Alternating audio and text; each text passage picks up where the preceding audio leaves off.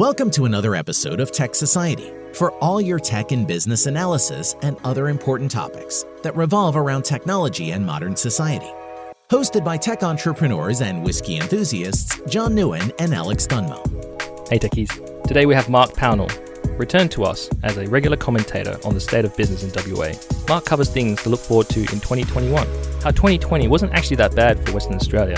He also covers things about independence of Australia from the global markets and how we can exist independently. It was great to talk to him and he had great insights to share with us.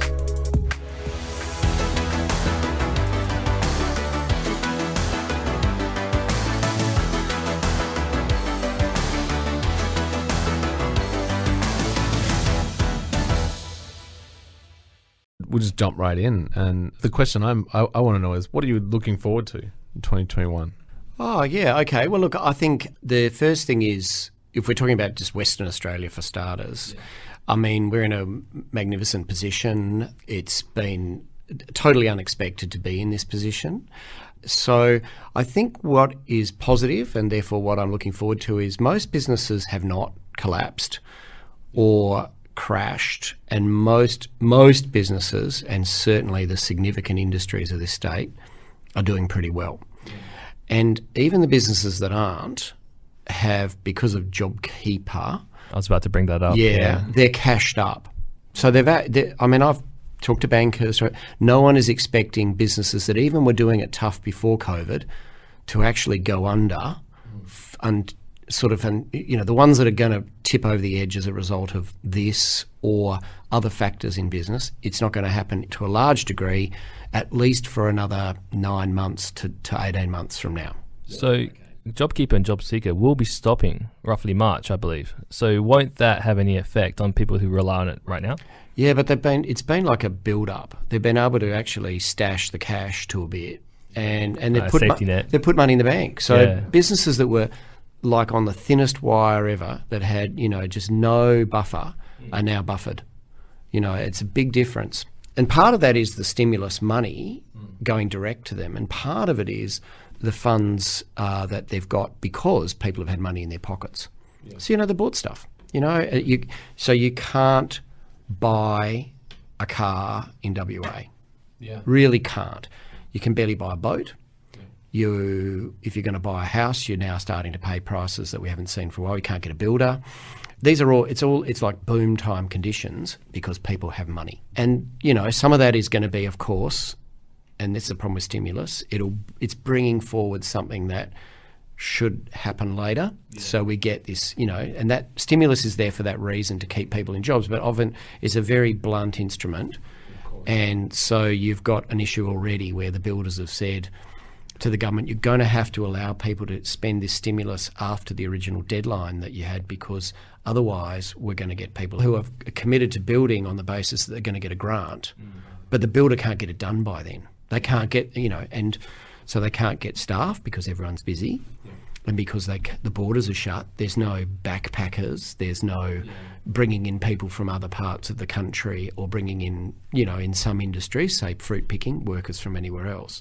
So those are things that are causing that sort of bubblish behaviour where prices go up. And that's the problem with stimulus and grants, is that usually, if you look at what happens, people get excited because they get a 80,000. I think if you spend $150,000 on a bathroom or a kitchen, you can get that amount of, you get some stimulus for that. Oh, the renovation. Yeah, I can't remember what it is, 25 grand or something, right?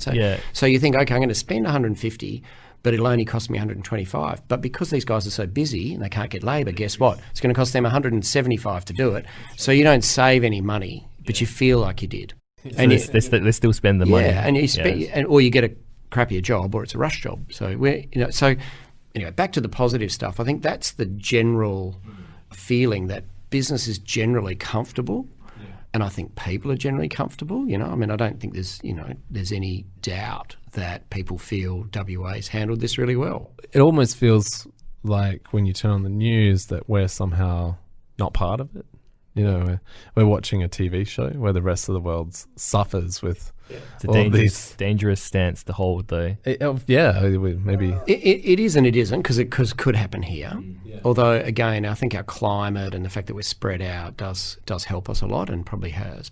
And we've been very strict with people coming in here, which I think has made a massive absolutely difference. And we've been able to do that without it really costing. And I mean, I can talk about that in a bit. There are some parts of the economy which are suffering, but generally speaking, it hasn't affected us. And I think that's when you say we're looking out, I think generally we're when we have our normal times, we're often looking out and going, why don't we get part of that? Why don't we have that over here? And why are they doing all that over there and we don't get any of it? So in some ways, I don't feel bad about that at all. Why did I have to fly over to Sydney to see my favourite band? Yeah, exactly. And, you know, so the cost of living in WA has been the isolation has a cost, but just right now it has a benefit.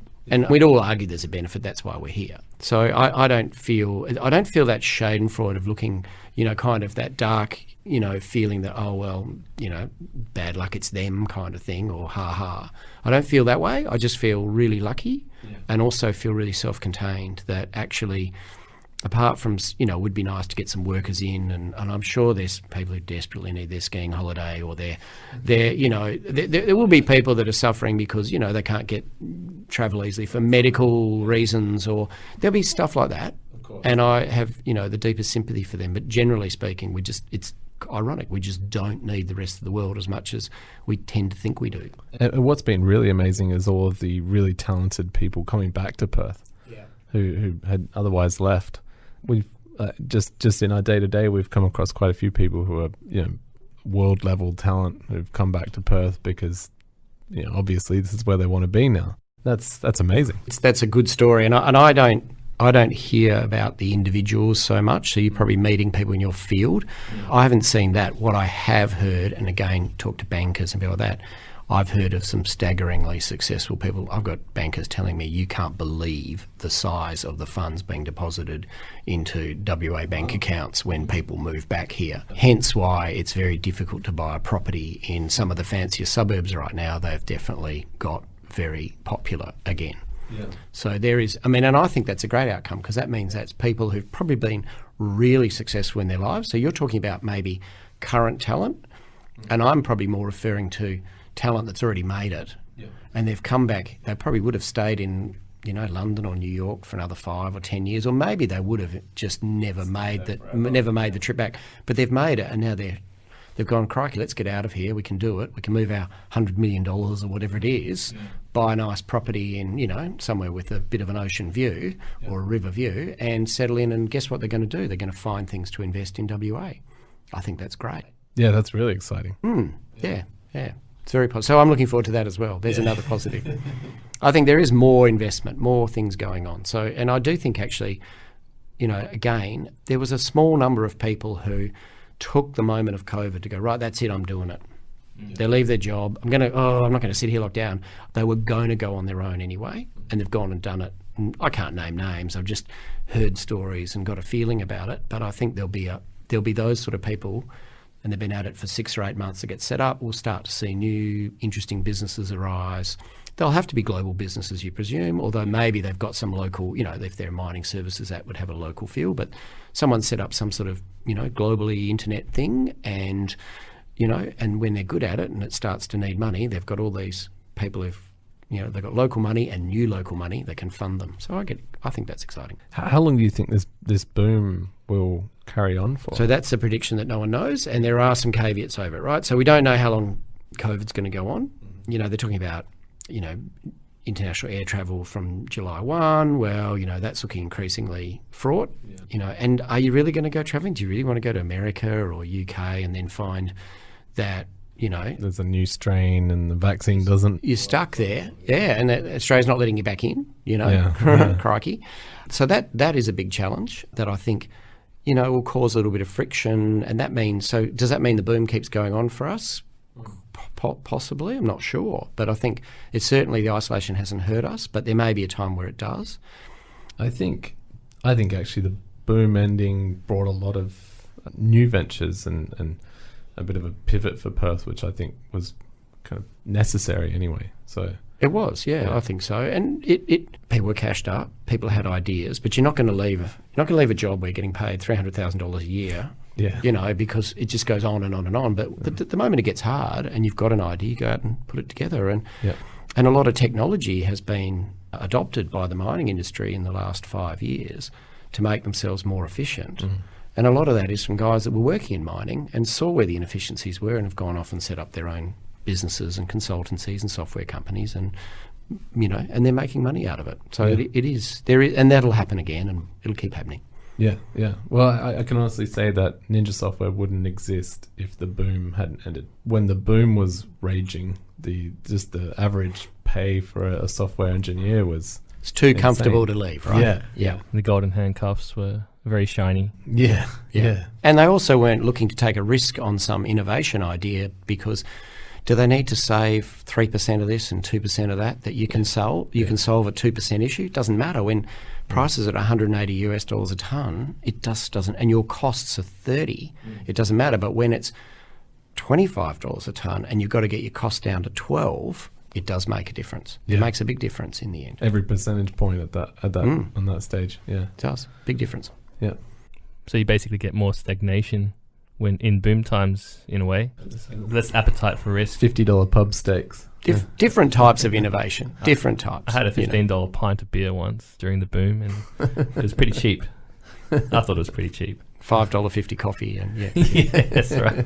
Yeah, well, I think also house prices. I mean, I think that was, you know, if you look at all the things that happened, Perth was a cheap city where you could afford to live a really comfortable existence and do really well. Yeah. And then it became an expensive place to live. And I think we've come back a bit. Yeah. So we're in the middle of the pack now, probably still higher than where we'd want to be. But if you're a homeowner and you put your money in 2012, you don't really want it to drop. So, you know, it's unfortunate booms do that. You get people who come in at too high, and then, you know, it gets a lot of pressure on people to hold property, and they don't want property prices to go down, and governments don't win any votes for letting property prices fall. So, but it's slid down, and I think, you know, that's a big difference in this town. It means that young people can, you know, set up a business and go and buy a house, or get a job and buy a house, and they can do that comfortably. And I think that's actually important for an environment like we have. You mentioned a while back that as a state we're quite independent. How independent are we really? You know, aren't we reliant on food supplies from interstate, all that stuff? Or can we actually exist independently of the rest of the world? I think you could exist pretty independently. Because we have a strong agricultural industry too. Everything we need to live off, we grow. We produce... We're not like the biggest global player or anything in, say, wheat. What do we do? Between 10 and 15 million tonnes a year of wheat, say up to 20 million in grain. Now, you know, I can't recall what that represents. In the international market, typically that's not enough. If we have a good year, it doesn't affect the international price. Yeah. So, you know, we must be around 4 or 5% of global production, or maybe just a bit less.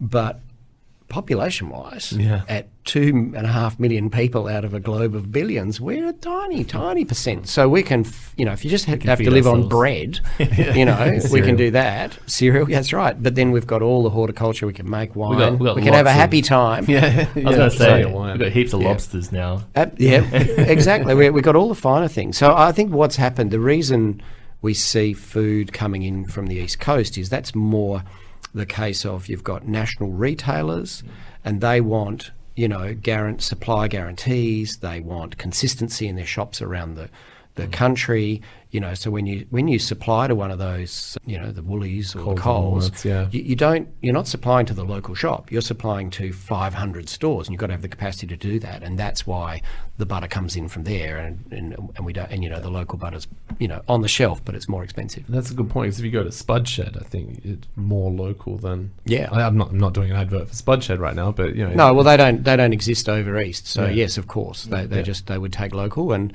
you look, there are various retailers that try to change that because people want to buy local and everything. But I think the point you're making, there's probably the irony is that we get milk coming in, and then we send milk somewhere. You know, we send milk up to Singapore, and then we import milk.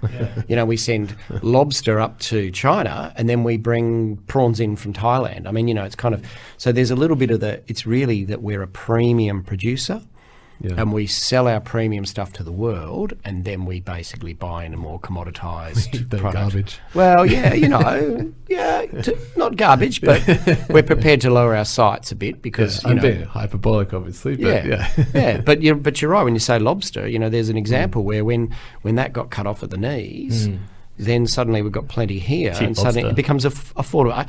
Cheap's a really strong word there. I mean, I did buy a bit, and at sort of $20 for a frozen one, cooked. Yeah. It doesn't go a long way, but it's certainly Otherwise more affordable than it was. You never buy it otherwise. You could have gone down to the boats, though. I think it was that story where the fishermen were selling them off the back of the boat, right? Because they couldn't actually.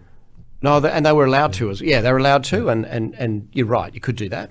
And again, it probably costs about $20 or maybe a bit more for a fresh lobster, and that's awesome. Yeah, not for them though. No, and that's right. So that's where you've got, and that's getting back to the, if you want to talk the negatives, there's a few players out there being affected by this, and I think lobster fishermen, give or take, would be in a more difficult position. Having said that, the costs of selling something off the back of the boat versus flying it up to China, it's lower. So, it's not as bad as you think, but they won't be having as good a time of it. If you're in the tourism game and you're doing what I'm understanding is more your specialist tours, your sort of the stuff that the locals go, I don't need to do that. I don't need to fly over vertical falls at Broome. I've seen that. I don't need that. I'll go to Broome, I'll rent a house, and I'll go to the beach. But the internationals tend to do all the extra stuff. Of course. So if you're in that world of tourism, you're in a bit of pain. Yeah. If you're running a university or otherwise relying on international students, you're in a world of pain. Yeah. Universities are really struggling, and that's a big business in this town. 5 universities, of which 4 are heavily reliant on foreign students. And a lot of the work they do subsidises other industries as well that we're not quite aware of. Well, that's true. So all those foreign students come and they can work 20 hours a week, and they do all sorts of things. Yeah. And in their holidays they pick fruit, and when they're studying they, stack shelves and do all sorts of things that's affecting us. And also businesses go down to universities and get them to do things for them relatively cheaply as an exercise, there's consulting and things get built and designed, and, less students, less top students, less of that. So there is an impact. Yeah. And I think there's a longer term cultural impact. I think there's a possibility that when the tap gets turned on again one day, there won't be as many. And partly that'll be what's going on between China and Australia. Yeah. And partly that'll be just the fact that students from around the world will go, oh, well, they said no to me. And now I'm going to Canada, or I'm going to the UK or the US. And then, that's the number one in the family, and then number two, and they'll go the same. Yeah. And also I think with the increase in online learning, a lot of the universities have realised that just because they put it online doesn't mean you can compete with Harvard online. Well, no. It's the reverse, isn't it? Yeah. Well, if you're sitting at home and you do it online, which would you prefer? Yeah. I'll get my degree from Harvard, thank you very much.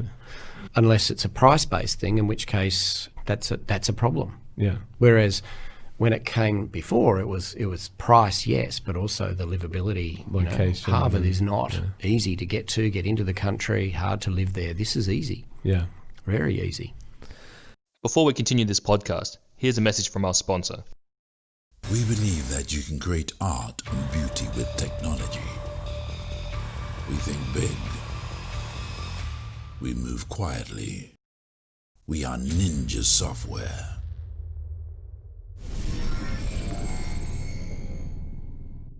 Let's go back to the China question. Do you think, let's make it kind of geopolitical with Biden coming into power now, and the potential for the TPP to be brought back from death. Do you think that will affect our trade with China? Do you see that as something happening now that there's a change in power in the United States?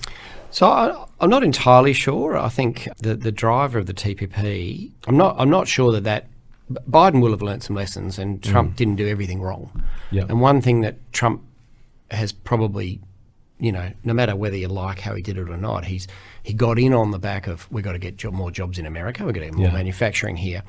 So, global trade agreements don't always assist that when you're talking. And I know that sounds a little bit old school, because really, if you look at wherever there's been globalisation of trade, there has been economic improvement. Yeah. It's just generally there's at a cost of existing jobs being transferred somewhere else and new jobs being created. And of course, if you've been working in the car industry for 20 years, you don't see it that, there's new jobs over in tech. Yeah. You just see that you lost your job. Yeah. And often in a place like America or Australia, that's regional too. So you get areas where, all the jobs are lost in the, in America, in the Rust Belt, which, and they're all being grown in California and, the West Coast. So TPP, look, I'm not sure that anybody such as Biden or his team will be thinking, well, that's a good idea. Yeah.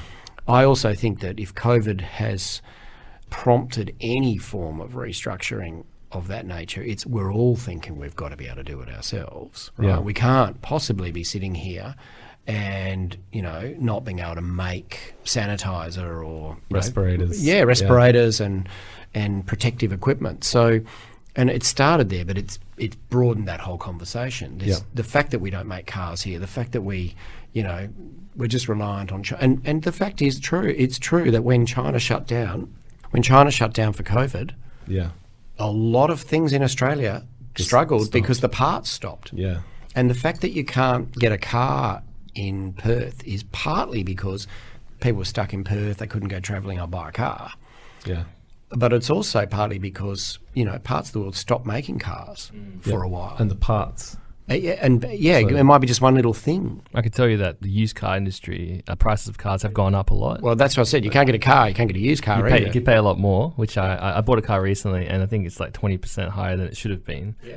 Only because I think because of the lack of supply, but also there's like this culture of avoiding public transport now as well. That's true. And look, there's certainly, it's not just every car. It's four-wheel drives and camping equipment, all that stuff. Travelling WA now. Yeah, and tradies are busy again, so they're buying, a new one, and then when they can sell, and you can sell your car for twice as much as you expected, and I've heard plenty of those stories. Same with boats, people are getting rid of their boat and their holiday home, and they've been had on the market for years, and suddenly, bang, they can get any price they want. Yeah. So, and they're cashed up now, and then they go and buy, some other new toy. Now they go buy a bigger boat. Yeah. Jet skis. Yeah. But back on that issue, I think there's a lot of incentive now for Australians to think about how they can make things and build things and lessen our need. And it's not just Australians, it's every economy. And then I think getting back to perhaps ASEAN and Asia and maybe bringing India into it, there'll be a lot of, let's not be so reliant on one customer. Let's be a little bit diversified. To me, and this is where it starts getting more theoretical, but if we're going to invest in, assisting other nations, well, the smart thing might be to help them set up steel industries in other places, and we can ship our coal, coking coal, and iron ore to those places, and be less reliant on one place where a centralised government might just be able to turn it all off. Yeah. It's not no business wants to be in a position where they're beholden to one customer. I think at a certain size of business, your entire job is just risk diversification, right? Correct. And we're in that right now. Yeah. And we've learned it really quickly. Now, I don't think politically we've done it very well.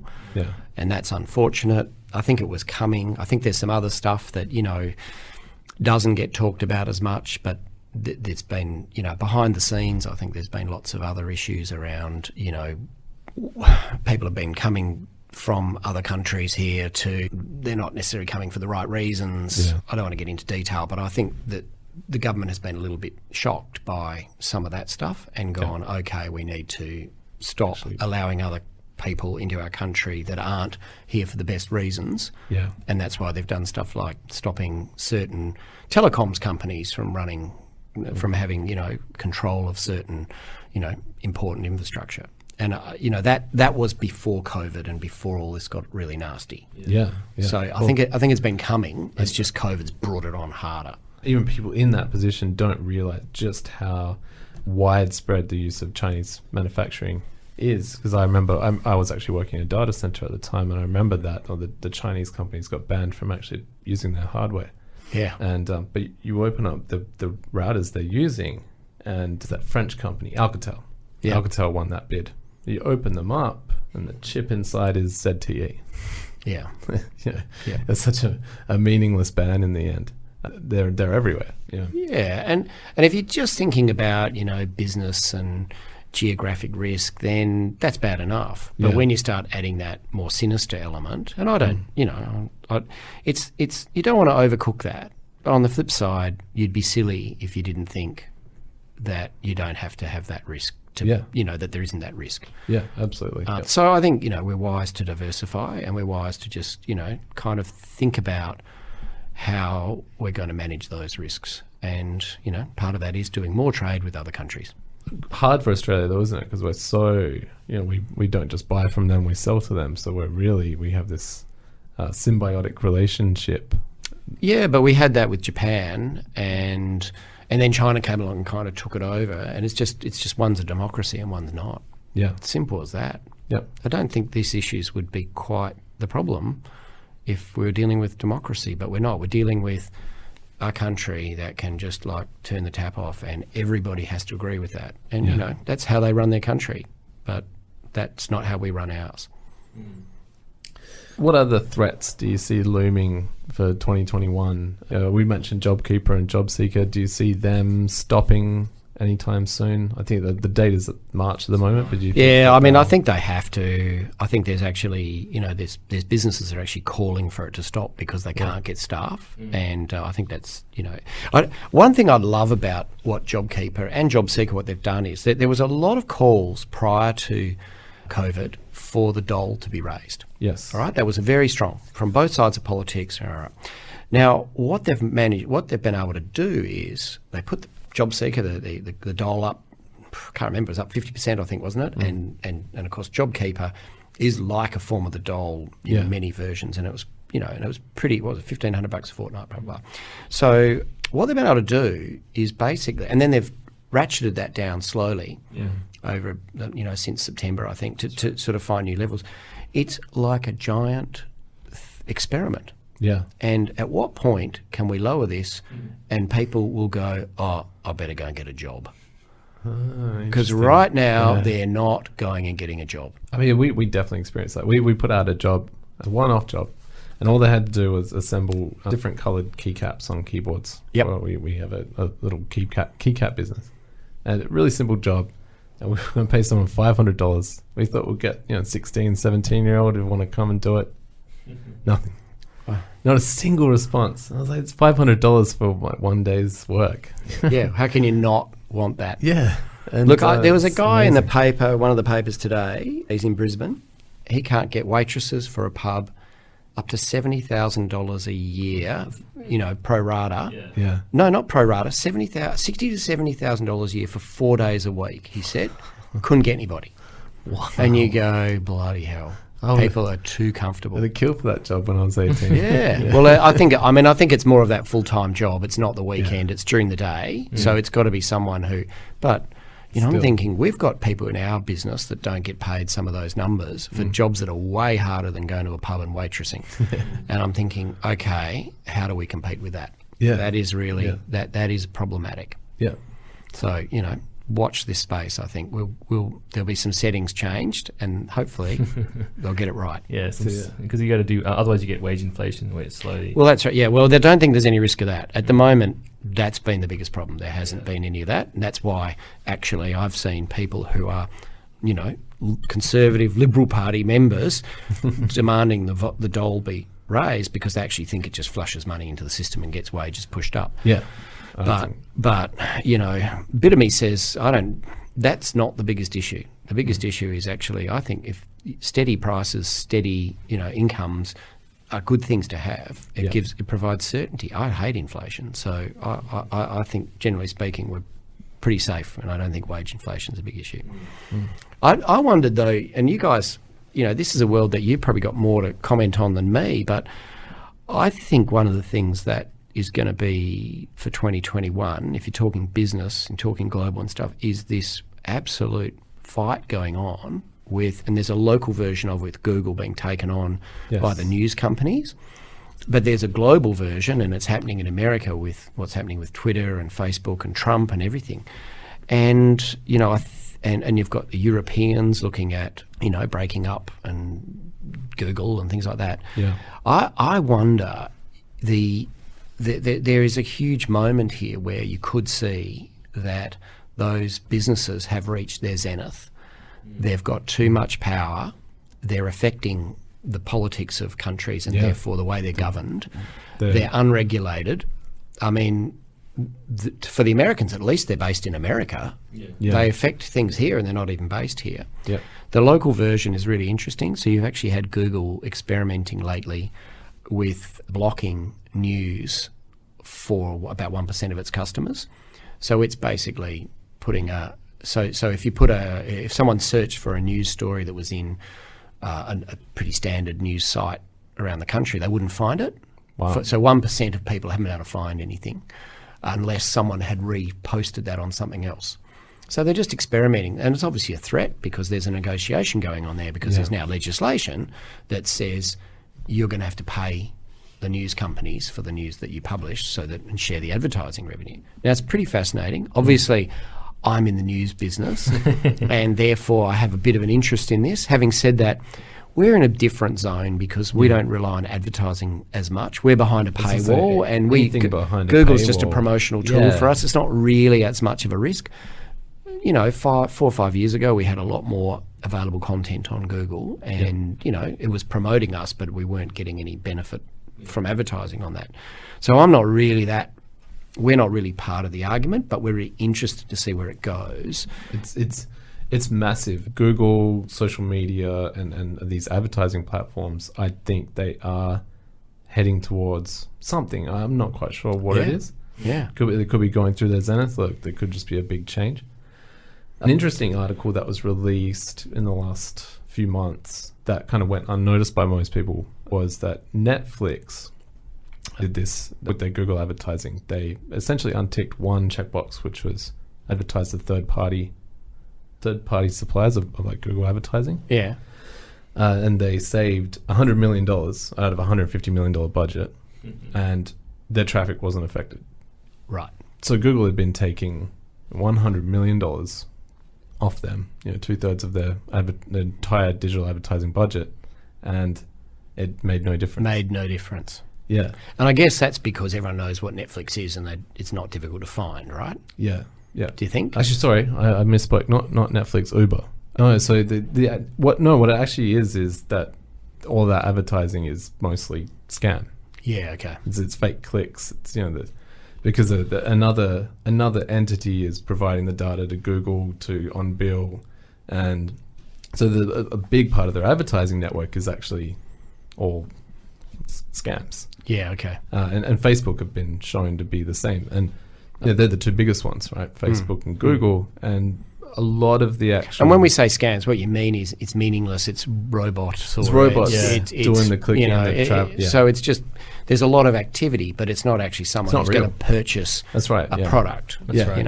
And I can imagine that. And I mean, personally, I think what's happened is like all things, the pendulum just swings too far somewhere. Yeah. And obviously we've got a bit of digital. Well, we've got a lot of digital, I should say, but we've got a bit of a website that we sell advertising on. We've got an email product that we sell advertising in. We've paid for an advertorial with Business News. There we go. And we're doing some other advertising. You're doing our sponsored content, and that's a derivative of digital advertising. Yeah. And then we still have our hard copy, and we have our events, and so we can look and see at certain things. You can do your ROI on certain stuff, and others you can't. You put an ad in a magazine, you go, well, how do you know? But the fact is, just because you can't measure it to the same degree that you can measure something on a website doesn't mean that it doesn't work.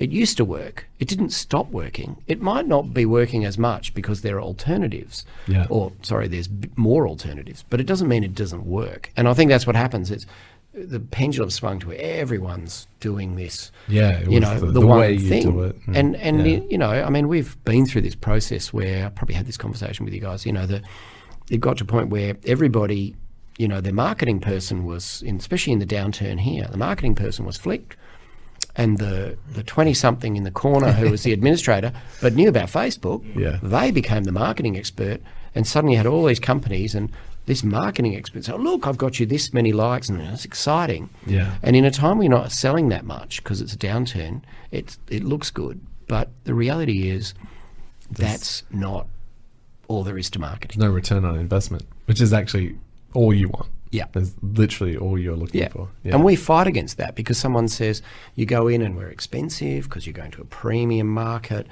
and people say, but how do I know I'm going to get a return? Yeah. And you go, well, I can't promise you anything. There's no guarantees in this world. No. Whereas they feel they're guaranteed on the other stuff. Which they're definitely not. And No. I would rather pay for a billboard than Google AdWords. There you go. You heard it here first. Do you think it'll be a bit of a platform for the politicians, or maybe just in the US? Look, it'll probably be a good, I think in election time, that'll be a stick they can beat. That's what I guess what I was getting to, that there's no longer disadvantage for a mainstream politician to bang on about Google or Facebook, whereas I think 2 years, 3 years ago, that was quite, if you said, Facebook bad, you'd just get, that was dangerous. Yeah. Whereas now it's dangerous not to do that. Now, if you think you're equal, you're not. Someone from obscure extremism can now get a bigger voice and get stronger following than you can in the mainstream. Yeah. That's the problem. One thing you brought up before is that these companies take money out of Australia. That's right. They don't pay taxes and they take it all out. This is something I've only in the last year heard people talking about, and I've been saying it for a while. Look, it's been there. There's been a consciousness about it, but again, I suppose, it sort of snuck up on us, and no one felt sorry for media companies that lost their advertising revenue, and and in effect, News Corp's owned. It's an international company too, so but it does pay taxes, and it employs people here who pay their income taxes, and so there's been many examples of it, and in a sense, I mean, this is how someone's explained it to me quite succinctly. I thought, what's happened is we're paying rent to America. That's what we do. Yeah. So all this global technology, and it's not just social media, and there's loads of stuff that we use, compared to what we make. Yeah. Like Xero, the accounting system's a reverse of that. We make that and it's exported, and it's, very good. But generally speaking, most of the software we use is US or somewhere else, and we're just paying rent. We pay a subscription for it, and it goes to America, and we rent, and it's not even, there's no, all we're doing is renting their IP, and it's all, it's very clever. And we're not really answering it. It's back to the old stuff. We ship out some iron ore and we rent. What you're saying is people should invest more in Australian tech companies. Of course, but it's hard to get that scale, isn't it? And then and it's all got to match up and work. But again, I think actually we're getting better, aren't we? Everything works better now in these platforms. And it is one industry where achieving that kind of global scale is there's a lot fewer boundaries. Yeah, less friction, I think is the word, isn't it? Yeah, you can scale up to global marketplace instantly. You could launch globally. Yeah. So if you can make an app that fits into Salesforce and works with Microsoft, and then suddenly you can sell something anywhere. Yeah, and that's the problem, that it becomes impossible not to. Yeah. I think that those big things we just talked about aren't really going to affect us that much locally. They're just something of interest that I think are they're global big things that are going to happen, but I don't think it's going to make or break anybody. So 2021 is looking pretty good then compared to 2020. Yeah, I mean definitely, but you say that, but really 2020 was great for 95% of people in WA. I've spoken to many businesses that had their record year last year. We had our record year last year. So because we worried about it, we think it was bad, but it wasn't bad. And if you had kids in year 12, then it was bad. There was all that sort of stuff. Because we turn on the news and we see. Yeah, we think it's bad, but it wasn't. So I mean, actually, this year has more potential to be bad than last year. Than last year ended up being, because if China said we're not taking your iron ore anymore, well then we would really have massive a COVID ripples. Yeah. All right. Well, thank you so much for joining us for this. It's been eye-opening. We always end on a whimsical question. This one, okay, nice, real quick one. What would you name your boat or your next boat? Boat or next boat? Oh, good one. Look, I pass this house all the time, and I've used the word ubiquitous quite a bit, and it's called Ubique. Ubique. I don't actually think it means anything, but I really love the name. It's like and it's written in it's like an Art Deco house, and it's written in a very Art Deco style from that era, and so I'd call it that. Nice. Excellent. I love that. There we go. That's great. All right. Thank you so much, Mark. Absolute pleasure. Thanks for having me in. Thanks, guys. Thank you. You've made it to the end of another episode of Tech Society. Thanks for listening. On this day in tech history, January 20, 1999, the Happy 99 worm first appeared. It attached itself to emails, displayed fireworks, hid the changes that were made to the system, and wished the user a Happy New Year. It was the first of a wave of malware that struck Microsoft Windows computers over the next several years, costing businesses and individuals untold amounts of money. Make sure you hit us up on Twitter @Tech Society, head over to the website, subscribe to the newsletter.